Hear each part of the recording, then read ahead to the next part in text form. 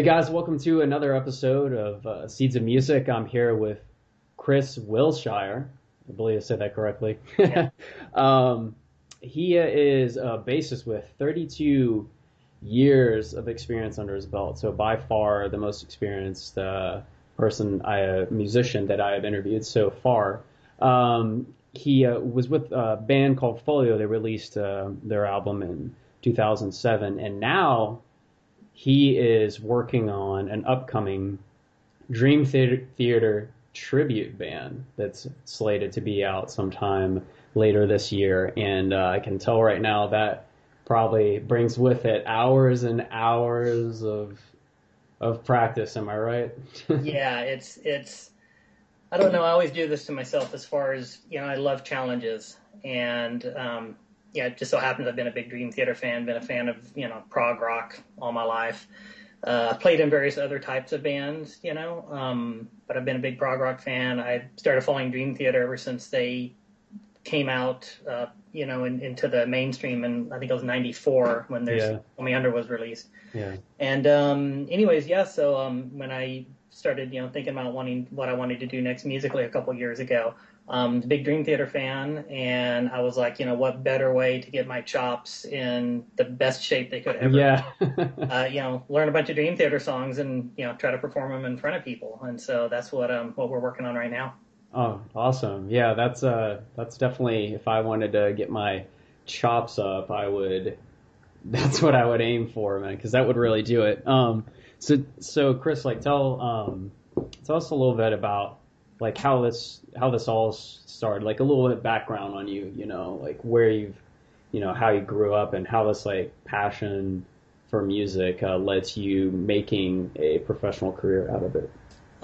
It started literally like ever since I can remember, as far as the passion for music, probably 3 years old, 4 years old. I used to get, well, first of all, it's cool that my parents, I wouldn't describe them really as, big music lovers. I mean, they liked it pretty much like everybody else. They weren't musicians themselves or anything. But what was cool, they always had music on around the house a lot. I can particularly remember it when I was in like elementary school getting ready in the morning. They'd have music on while I was, eating my cereal and stuff. And so I'll still hear one of those songs today, and it instantly brings me back to like third grade. That's really cool. But before that, was it Rush? But no, not back then. A little later before I discovered Rush. I wasn't quite that type of a toddler. Okay. But I think what started it all was, back when I was younger, 3, 4 years old. At one point, my parents got me at Kmart back in the 70s. They used to have these things where you could get 10 45s for $1. And I think even back then that was probably a good deal. And I have no idea. I don't think they were current hip songs. There may have been a couple big artists. I mean, I don't know. But I had that, and I think for probably my third, maybe fourth, either birthday or Christmas, I got a little record player. And so I remember pretty quickly, every so often they would buy me, a little pack of 10. And so before I knew it, I literally had probably 60 or 70 little 45s. And I used to just love listening to them. And then my dad got me his, had his record collection, which was cool because they were a lot of the cool 60s bands, like, the Beatles and Rummels, the Monkees. I've heard of them. Yeah. The Beatles? Yeah. A lot of the like cool James Bond soundtracks and stuff. And so nice. even though I grew up in the 70s, I actually started listening to a lot of 60s music. And I just liked all of it. And I remember organizing my records with my mom. I was like 4, and she was helping me categorize them like alphabetically. And I was like totally getting into it, even at that age. And what I used to do is because, kids wake up much earlier than their parents. I know that firsthand being a parent now. Oh, yeah. I would wake up early. So what they would do is they would get up out of bed. I guess it was kind of like their, early snooze alarm, is that they would you could stack like 3 or 4, little 45s. So they would stack them, go back to sleep. That'd give me about, 7, 8, 9 minutes to listen to stuff. And then I'd knock on their door, I'd come in, and they'd turn it over, give them another. And I would do that pretty much, every morning. And so that kind of started my passion for just really getting into, all sorts of music. Nice. That's a unique background story you have there. I mean, I guess everybody's got, like a unique story of their childhood about how they were first like turned on to some music, and it's usually from, parents playing records or from Yeah. an older brother or sibling. But yeah, so what is there anything about that 60s era, like any kind of mentality that has really instilled, like stuck with you as you grew as a musician?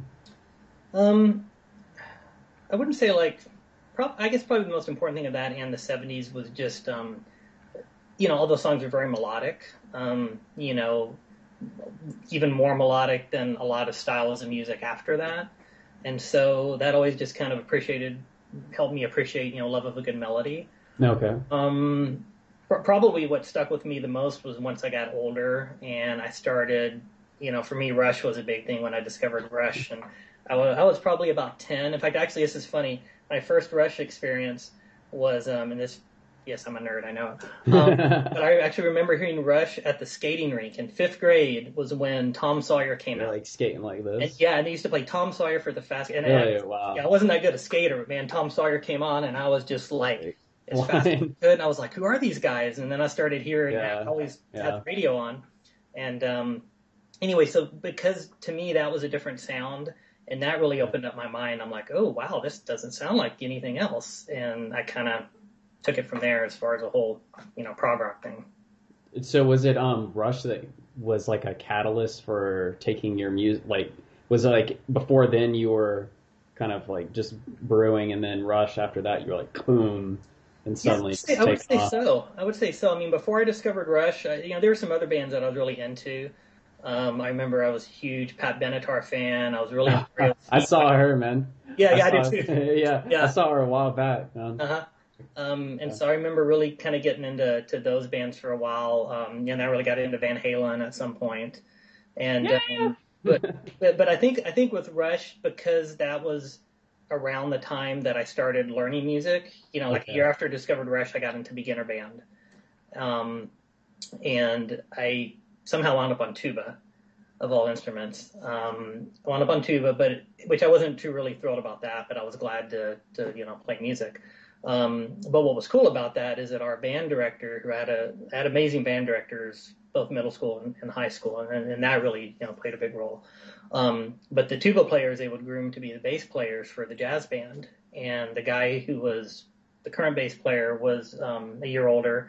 He was getting ready to graduate to high school, and so they asked me if I wanted to do it because it's pretty similar. Reading music is just an octave up. And so my grandfather paid for bass lessons, which was really, really cool. Nice. And so there's a guy who'd come to our school. I think it was this formerly hippie guy.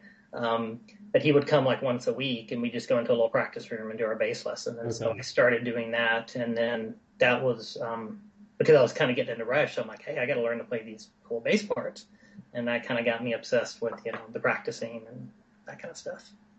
So did you had formal schooling in the beginning, or was it just these private lessons? I did. No, it was. I was already in just the band at the middle school. I was in San Antonio, Texas, where I did most of my growing up, and so I was in 6th, 7th, and 8th grade there. Okay. And got to do I played tuba for that, but then I got to play bass in the jazz band, and then I basically continued doing that all the way up through high school.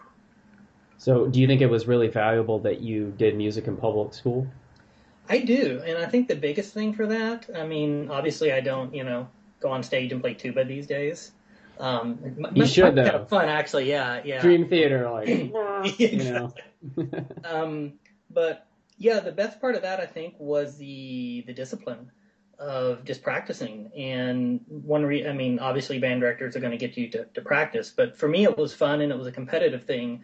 Because, like all schools, you kind of sit in order of chair, like whoever's doing the highest, for that grading period. And it may only be 2 weeks at a time. Yeah. But we were always competing to see who could get first chair.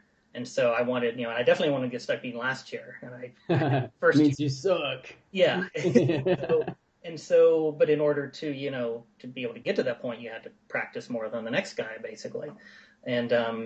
And so I think in that discipline, as far as just that kind of gave me an understanding of like, oh, here's what it takes if you want to be first chair at that level, or oh, hey, if you want to be a successful, or I wouldn't say successful musician, but if you want to be really good, or if you want to strive to be the best at your craft, It's Yeah. like, this is what it's going to take. It's a Yeah. lot of work. And I feel that I learned that early on, when I was 11 or 12 years old. And that's kind of stuck with me ever since.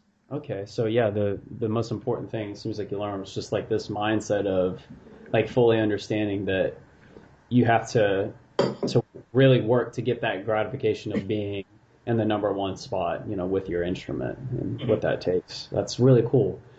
However, you told me, I remember a while back you mentioned that then in college you took some music courses because I remember you telling me about you had a roommate that like practiced 8 hours a Yeah, day. You yeah, always hear him. Yeah, yeah. yeah. Was Um, that was a minor in music, right? I got my minor. I initially Okay. wanted to go full on with the major. Hmm. But fortunately, my parents kind of taught me into maybe minoring in it, and Okay. I actually agreed with them back then, and then as time went on, I agreed with them more.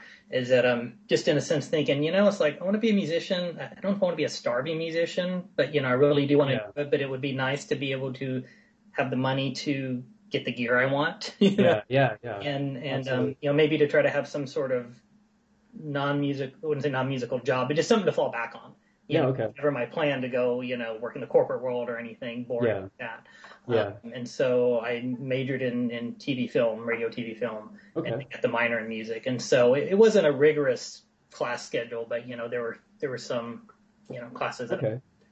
Did you get like were you able to, even though it was like a less rigorous schedule, you obviously took that same disciplined mentality to it.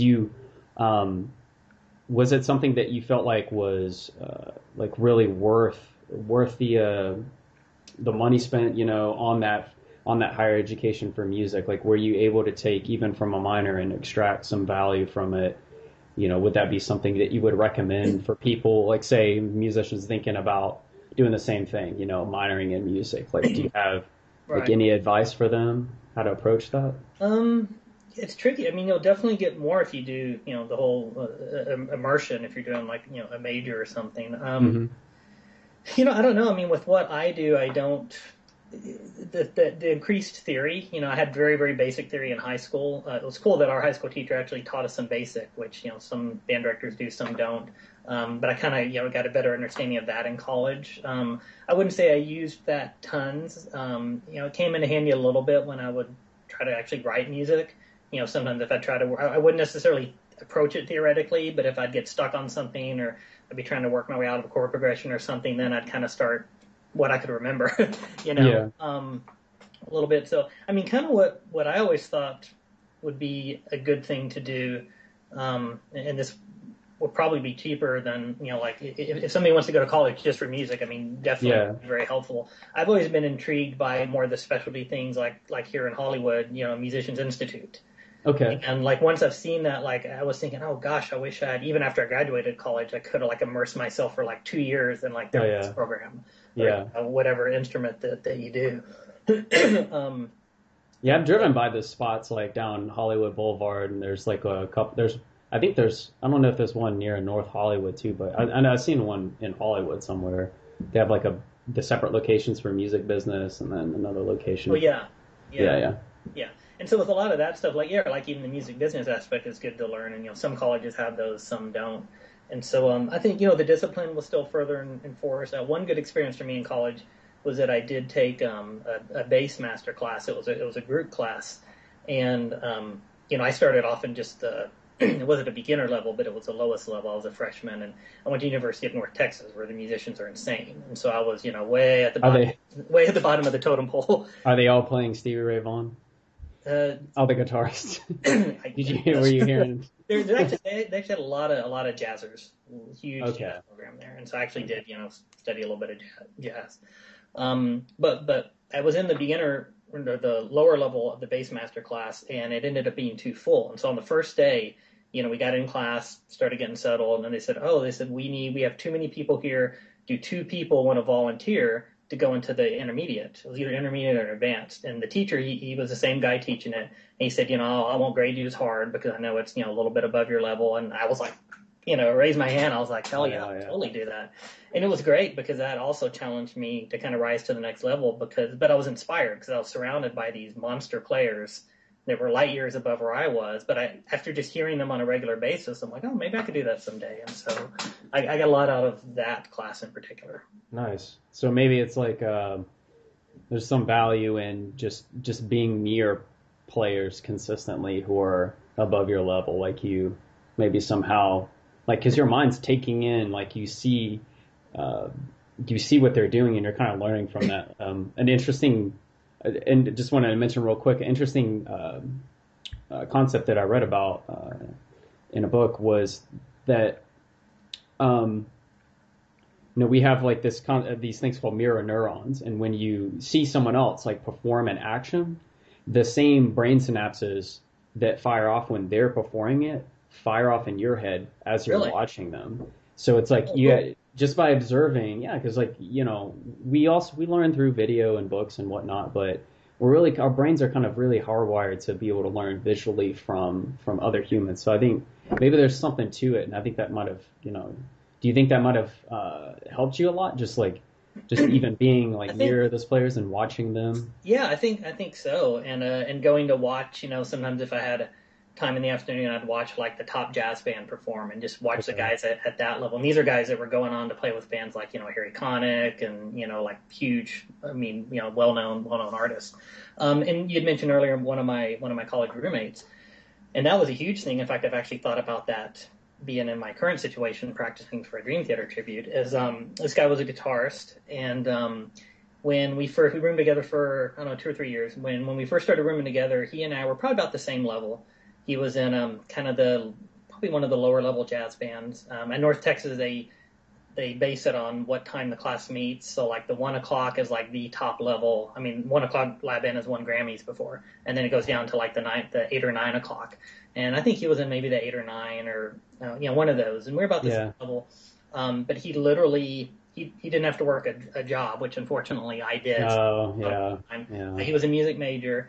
And he would literally practice on most days for like 8 hours a day. And so I was around that. And that was one of the biggest soundtracks to my college life, was just him sitting there with a metronome, just working passages or working scales or arpeggios. And it's like hearing his practice routine every day around the house. And then after a year or two, I think he made it all the way to the 1 o'clock lab band, which is a huge accomplishment. Wow. Or maybe it was a 3 o'clock. I can't remember.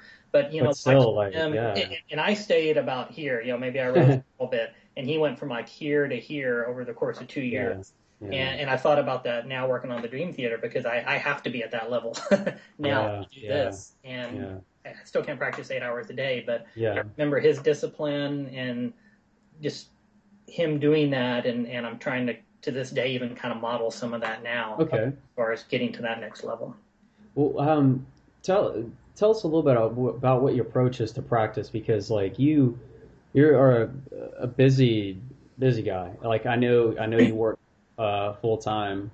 Because we worked at the same place. and you got a family. Like how do you approach practice? Like when you have just a specific time out of the day, like here's the day, here's your time to practice. How do you approach that to get the most out of that time? Well, I think the most important part at first is just guaranteeing yourself that you have that time.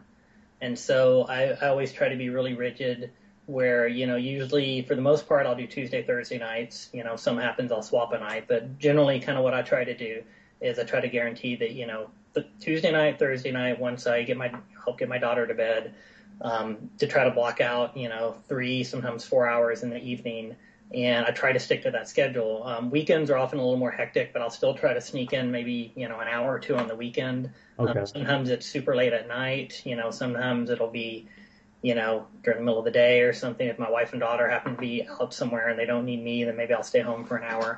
And so before you even get to the point of how you want to structure your practices, it's just you really need to, if you want to see results, you need to guarantee that you have that time blocked out. And then at that point, that has to, take priority. And you have to really, try to be consistent, I guess I would say, is the first thing. Yeah. And then you're asking about just as far as within the practice itself. Yeah. How do you get more bang for your buck? Because some people will practice.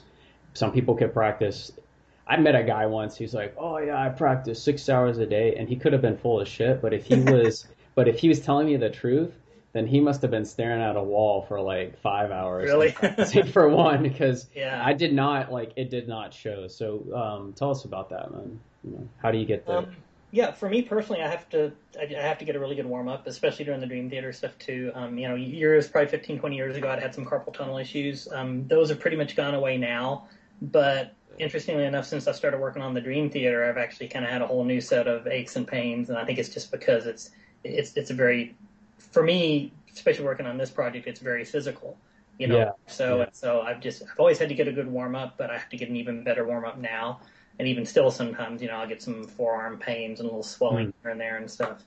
And so I usually try to do at least 20 minutes of just warm up. And I okay, kind of do 20. the same warm up, just, basic finger exercises, So start. you don't do any hand stretches, you just do finger And I exercises. do the stretches too. Okay. Yeah, it's Okay. just, some of the various, these and, um, Yeah.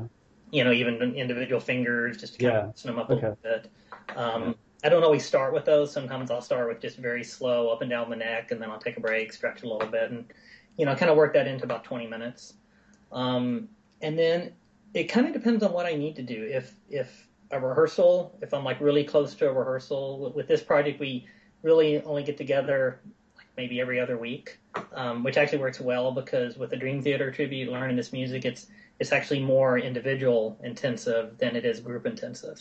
I mean, at some point when we get a little closer to playing, we'll probably do more as a group. But right now, it's Yeah. just learning the songs and getting the skills to even play through some of these very difficult parts. Yeah. So sometimes my goal will be to just review the songs. We have pretty much a full set now that we can get through. It's now performance ready. And so sometimes I'll say, okay, I want to practice it in performance mode. And it's like, okay, Yeah. I'm not going to stop no matter how badly I goof up, Oh yeah. Yeah. pretend like I'm on stage, basically. Yeah. And I'll do that. And I'll stand instead of sit. And then, Yeah. Yeah. Okay. um, That's good.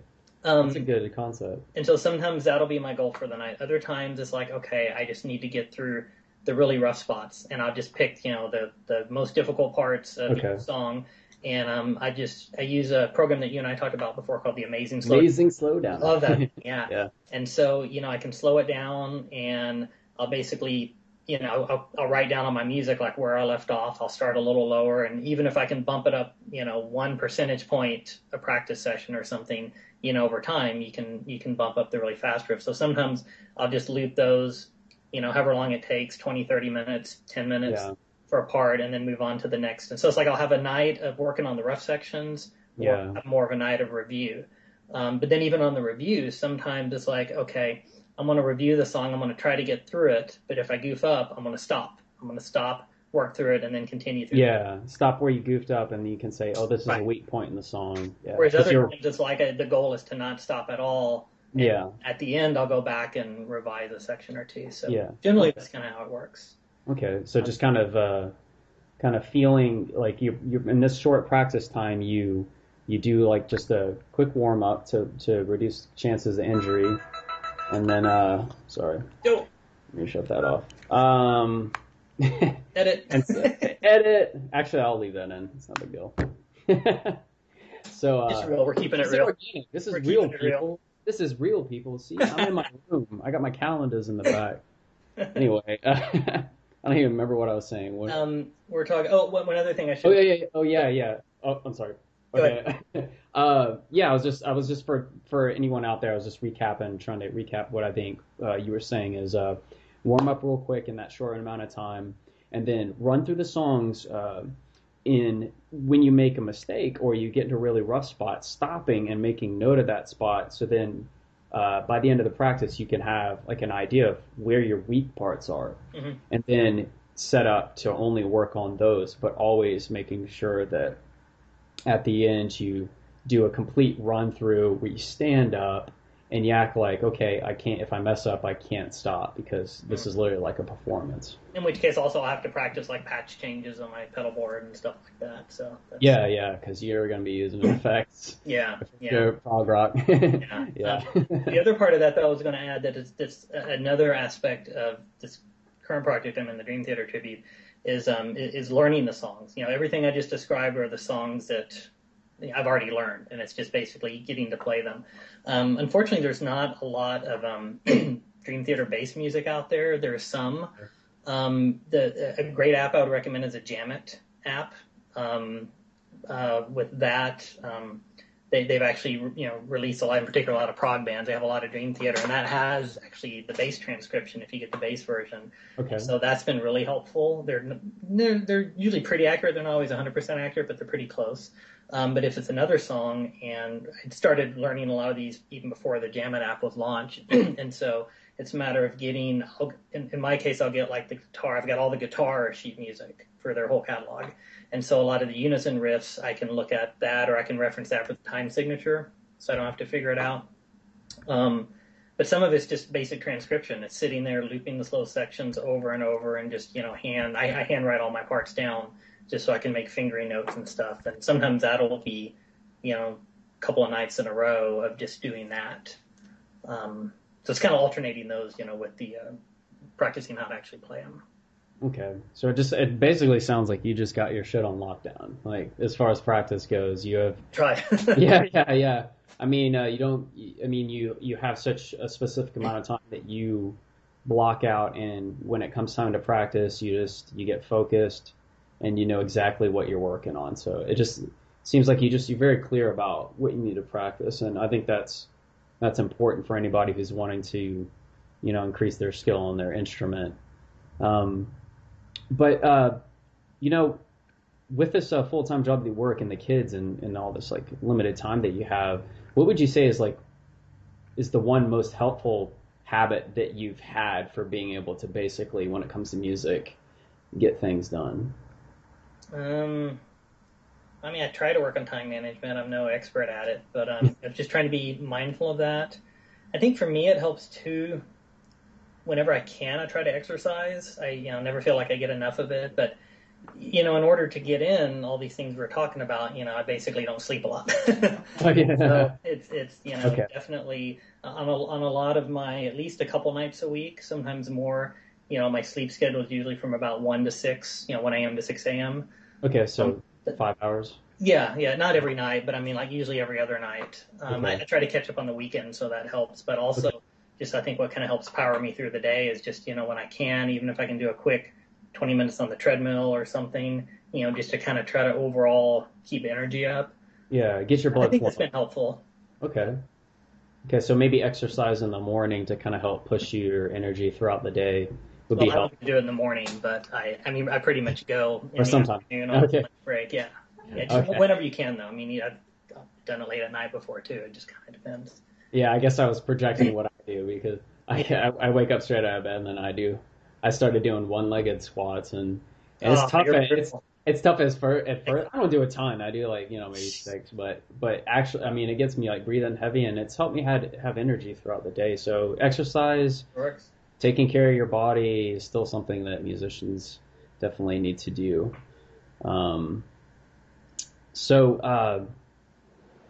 Actually, wow. We've actually gotten through a lot of these questions that I have. Like, you're like very efficient at answering. I thought I was rambling. Yeah, because I was like, just talking about go back to formal schooling, but we already, talked about that. So actually, let's talk a little bit about Folio, okay? Okay.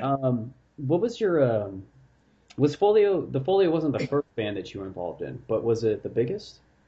Yeah, it was, we did sign to, a small indie label, so it was the first time that I, got that elusive record deal. Okay. I almost say in quotes because it was an interesting experience. But which would be a whole nother video interview. But Okay. yeah, I would say as far we as should do a follow-up then on that. as far as goals that I and the band wanted to set out and achieve, I was probably able to do more of that with that project than with other bands I'd done, fitting growing up and stuff. What was your strategy for getting onto a band like Folio? For anybody out there who's like looking to, like who hasn't played in a band and wants to know, how do I meet these people? How do I audition? Like what do I do? Like how did you approach it? Well, I was really fortunate in that my my best friend and writing partner. His name's Brent. We've known each other since college, and so we had pretty much every band I'd been in up until this Dream Theater tribute I'd been in with him, and so we've worked together. He was my friend who I moved out here to LA from Texas, where I went to college, and so it helped that I already had somebody who was very talented and very compatible, both musically and personally. And then we just did it ourselves. We put it together. We actually wrote what became our Great Divide album. It was just the two of us. We didn't have a band. We started it. We had the intentions of putting a band together, but we wrote it and recorded it pretty quickly. Actually, we didn't record it quickly. We wrote it pretty quickly and recorded it basically as the two of us. And then we had some other musicians come in, fill in the parts. And then once we felt like we were ready to start rehearsing and at a point to want to start doing shows, then we just started advertising and just through ads, basically. I think it was like, Musicians Contact, Craigslist. Okay. May have been one or two other ones. And then that's how we found the other two members that completed the band. Okay. So you were pretty much involved in the creation of the band. It was our pet project, yeah. Yeah, it was your project itself. Mm-hmm. How was it, do you have any advice for people who are trying to find members, for their bands? Because it's kind of tricky out here in Los Angeles to utilize Craigslist effectively. I mean, how did you guys have that success of finding someone who worked? Yeah, I've been lucky. I would say literally ever since college. Like any time that I've wanted to meet other musicians, as far as just putting them ads or but whether back in the early days of putting flyers in the music building in college or whatever. Oh yeah. I've always been very lucky that I've always met great guys and talented guys. It's you always kind of picture. I always pictured in my head that's like, I'm going to meet some total basket case. He's going to be some strung out druggie and, going to have nothing in common. And you hear those stories and, plenty of, musicians like that out there too. But for some reason I've been lucky. And I've never really, I don't think I've ever really had a bad experience. It's like obviously auditioned people that didn't work out, or I've auditioned for one or two bands that I didn't get the part. But so I would say actually don't be afraid of just, throwing an ad on Craigslist or putting some up in a, music building of a local college or whatever. Okay. Because you're going to, in a classic example actually, that, some people might be able to relate to is the prog band I was in college. We were looking for musicians when I was at North Texas. Time came we had lost a drummer, so we were looking for another drummer. This guy came in who just absolutely blew us away, and his name was Keith Carlock, and he's gone on to become one of the biggest drummers around. Heard of him? Yeah, heard of him, man. And I literally met him through a flyer, and it was a great experience getting to play with him, and so that kind of, and even back then he was an amazing drummer. So that just shows you that don't be afraid to just kind of throw it out there, and some people are gonna work out and some won't, but in my case I've been very fortunate and met some great people doing that. That's awesome, man. Yeah, you'd be surprised at, I think there is something to just getting out there and networking and meeting the musicians and making that effort, and it does pay off. And like you said, just not being afraid to post an ad on Craigslist, which can be wonky, from time to time. But it definitely does end up working out, it seems like. Definitely for you. It definitely worked out for you, Yeah, and a lot of it, too, I would say on that you can tell a lot about a person or, potential musician, even just how they get back to you. If you put an ad out, some people are going to write and they're going to say, dude, I'm interested in a phone number. And I'm not saying there's anything wrong with that, but that's like, one level. Then other times you're going to have people, hey, I'm so-and-so, I like that you did this. And like, just from reading, I know that almost sounds kind of corporate, like a HR person reading resumes. Yeah. But it really does apply. And we've been going through this just recently with the Dream Theater tribute. We're finalizing our singer auditions right now. Yeah. And, you get all sorts of responses back, and you can tell a lot about if somebody is going to be a potential match. Seriously, it's almost like dating. It's kind of well, yeah. You're like the girl and the guy. Literally by the response, you can, and if in your ad maybe you mention 2 or 3 qualities, and some people write back, "Hey, I'm interested. I have the dedication. I have the time. I have the passion." and other people are just going to say, dude, call me.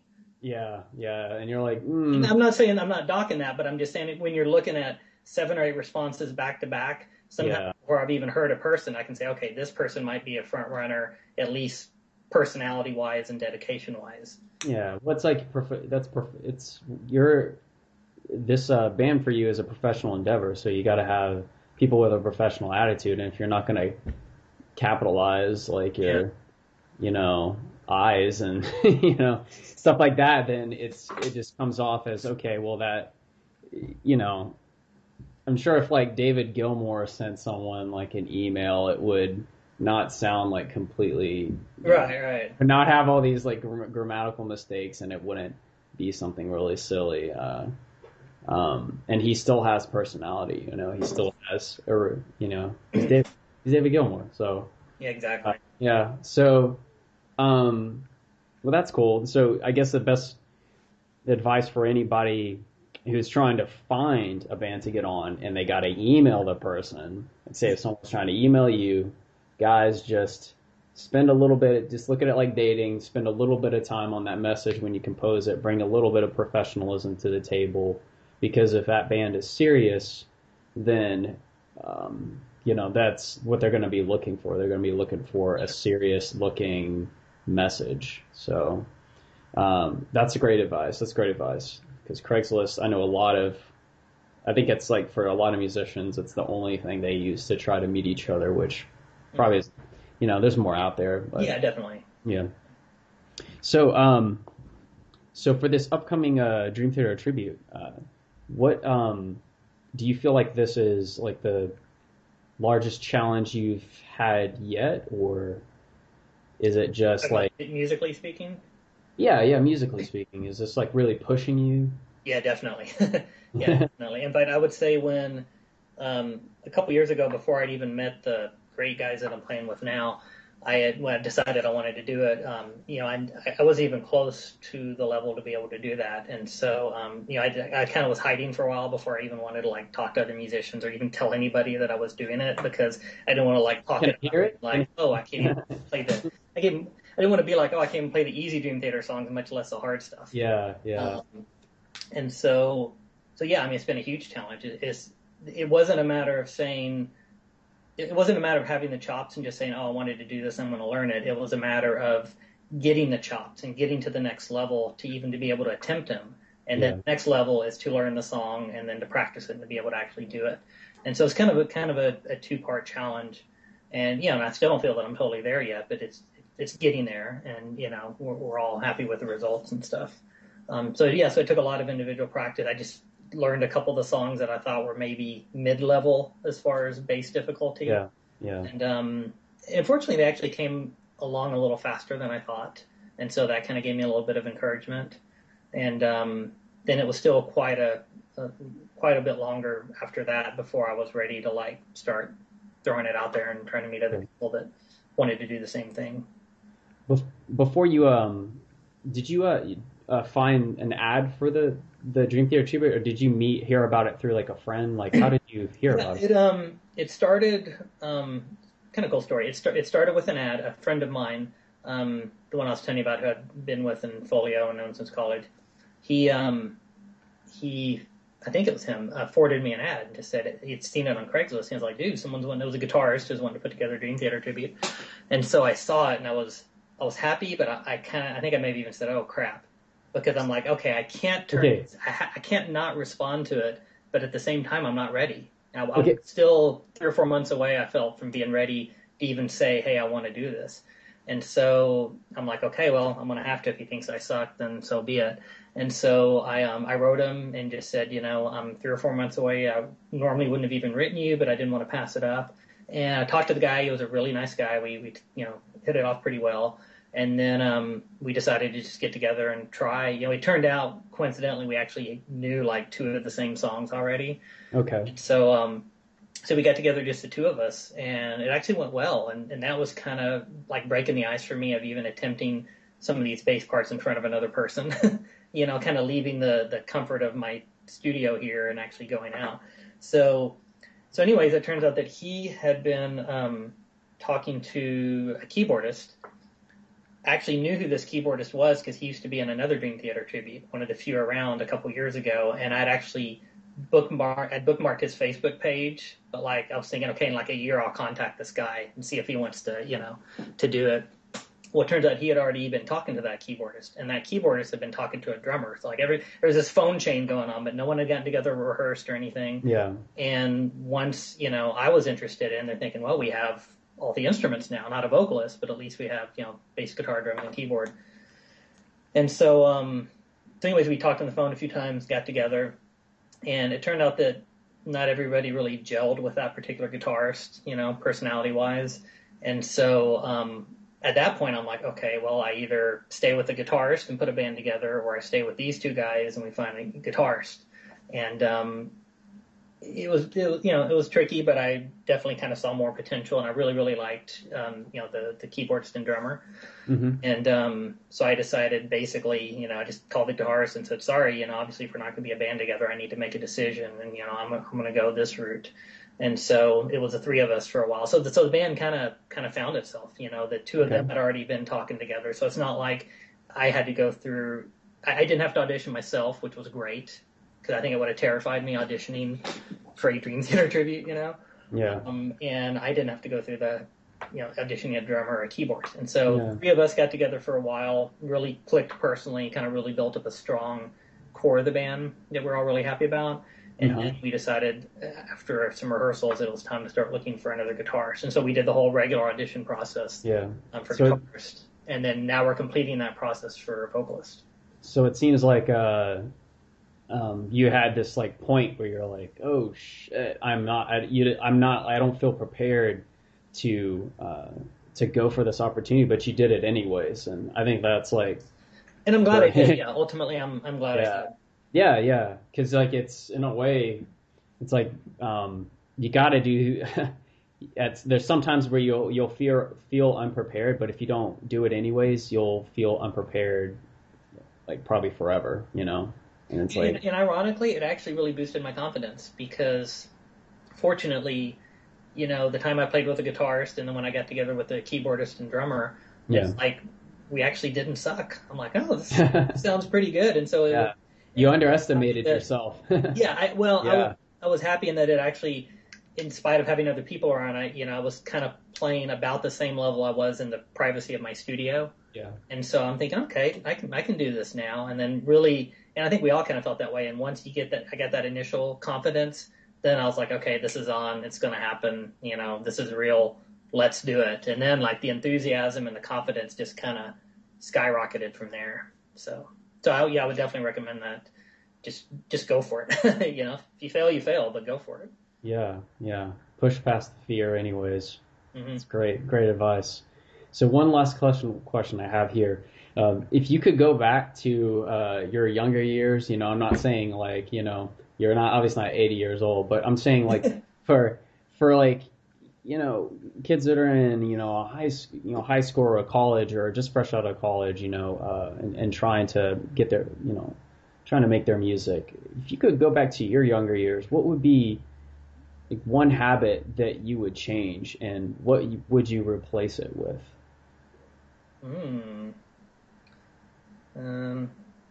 Maybe change sleeping at all and just stay up 24 hours a day. No.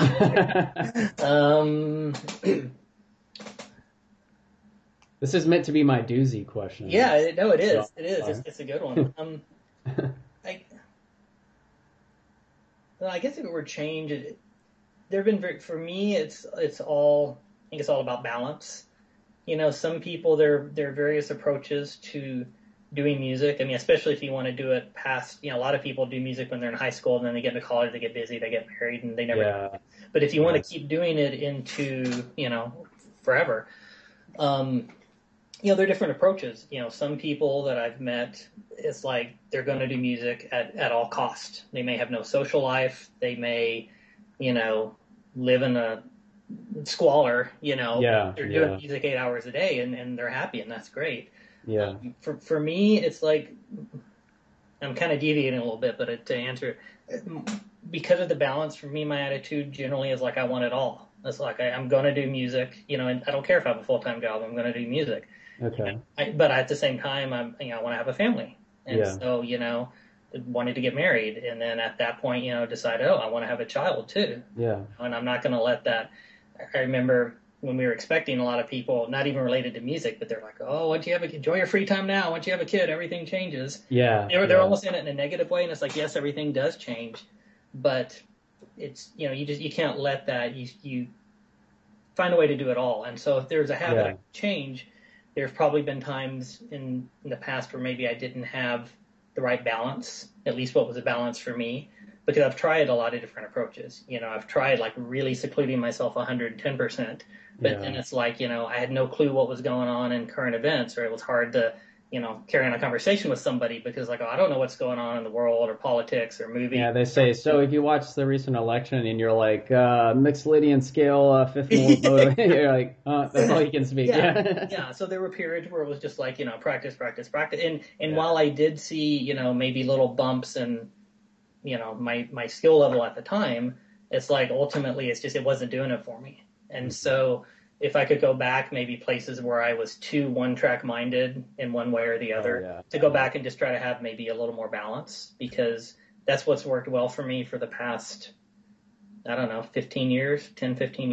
And I've been really happy with it. And it allows me to like have fun, have a social life. Enjoy life. Do a lot of stuff, and yet still have, a network of friends and a wonderful family, and then still get to play, dream theater. More can you ask for, There's more to life than just music. I know that might sound like a faux pas, but it's actually one of the editors, where we both worked. I had a discussion with him.